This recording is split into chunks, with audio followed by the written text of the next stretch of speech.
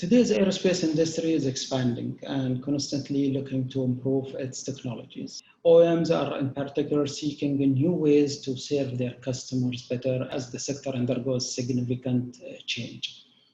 With the average flight producing between 500 to 1000 GB of data, I believe data analysis is increasingly playing an instrumental role in this industry.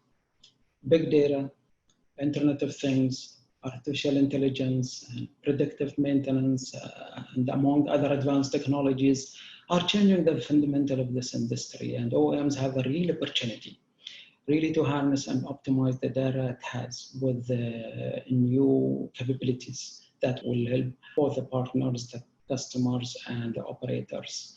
Here at GAL, we are looking at different technologies, such as data analytics to achieve condition monitoring, predictive maintenance, and other areas, which is a huge game changer in this business, not only for the military arms, but also for the commercial and civilian businesses and customers.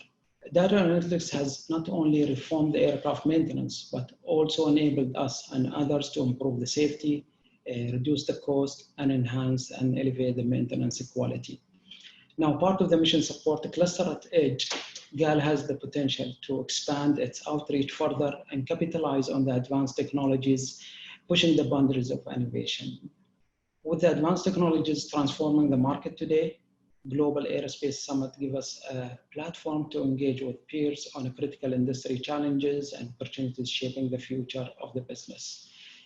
Yes, I have to say the coronavirus pandemic has significantly slowed down the pace of the year and has a negative impact on the industry, but anticipating the near future and the eventual impact technology is set to have, we are glad to be part of the dialogue at the summit, where critical conversation today will help overcome barriers and leverage prospects better together.